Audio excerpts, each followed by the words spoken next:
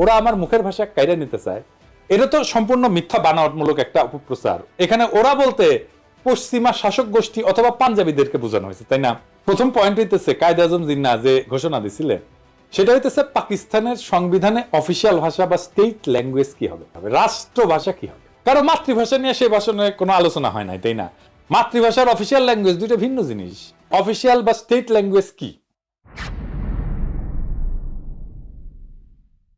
Official language হলো একটা রাষ্ট্রের সরকারি দপ্তরে, আদালতে যে নথিপত্র, কাগজ, রাষ্ট্রীয় আর্কাইভ, চিঠি লেখা আর সংরক্ষণ করা হয়, সেইটাকে রাষ্ট্রের অফিসিয়াল বা স্টেট ল্যাঙ্গুয়েজ বলে।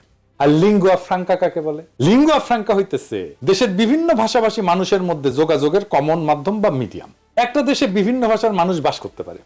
যেমন ধরেন সোভিয়েত ইউনিয়ন, বহু জাতি বাস করত, Russian, Ukrainian, Georgian, Armenian, Kazakh, Tajik, Bashkir, Turkmen, Latvian, এরকম 15টা ভাষা গোষ্ঠী ছিল, বড় বড় ভাষা গোষ্ঠী। এর প্রত্যেকটা এখন আলাদা আলাদা দেশ হয়ে গেছে এবং আরো শত শত ক্ষুদ্র ভাষা গোষ্ঠীর মানুষ ছিল সোভিয়েত ইউনিয়নে। তো এদের মধ্যে লিঙ্গুয়া ফ্রাঙ্কা ছিল রাশিয়ান, আর সোভিয়েত ইউনিয়নের অফিসিয়াল ভাষাও ছিল রাশিয়ান। আসল কথা হইতেছে অফিসিয়াল ল্যাঙ্গুয়েজের সাথে নিজের মাতৃভাষা, একটা এলাকার কথ্য ভাষা বিলুপ্ত হয়ে যাওয়ার কোনো সম্পর্কই নাই, থাকতে পারে না। এটা খুব অদ্ভুত এবং স্থূল একটা দাবি, নিতান্তই হাস্যকর।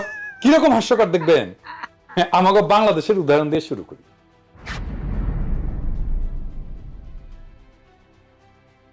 বাংলাদেশের অফিসিয়াল ভাষা হচ্ছে বাংলা, তাই না?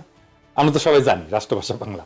তো বাংলাদেশে অন্য ভাষাভাষী জনগোষ্ঠী আছে, যেমন সিলেটি আছে, সাতগাই আছে, চাকমা আছে, গারো আছে, সাঁওতাল আছে, অনেক আছে, তাই না? সিলেটি আর সাতগাইয়াই ধরে। এই দুই ভাষা বাংলা থেকে সম্পূর্ণ আলাদা ভাষা। তাদের প্রায় সম্পূর্ণ ইউনিক ভোকাবুলারি আছে, শব্দ ভান্ডার আছে, যেটা অন্য কেউ বুঝে না। এমনকি সিলেটি ভাষা তার নিজস্ব বর্ণমালা আছে, যেটাকে সিলেটি নাগরী বলে। একজন সাধারণ বাংলাভাষী মানুষের পক্ষে সিলেটি বা তাটগাইয়া ভাষা বোঝা অসম্ভব, কারণ তাদের ভোকাবুলারি বা শব্দকোষ প্রায় সম্পূর্ণ ভিন্ন। কারণ ঠান্ডা মাথায় ভেবে দেখেন তো, বাংলাকে অফিসিয়াল ভাষা করার ফলে কি সিলেটি বা চিটাগাং এর মানুষ কি তাদের কথ্য ভাষা বা মাতৃভাষা ভুলে গেছে? না, যায় নাই। কেন যাবে? আশ্চর্য কথা। এটা তো কত উদ্ভট একটা দাবি, সেটা কল্পনা করলেও হাসি লাগে। বাঙ্গ প্রগতিশীলদের দাবি যে ওরা আমার মুখের ভাষা কাইরা নিতে চায়, এটা সম্পূর্ণ গাঁজাখুরি একটা দাবি। এখন যদি চিটাগাং বা সিলেটের ভাইয়েরা যদি বলে ওরা আমার মুখের ভাষা কাইরা নিতে চায়, তাহলে বাঙ্গ প্রগতিশীলরা কই যাবে?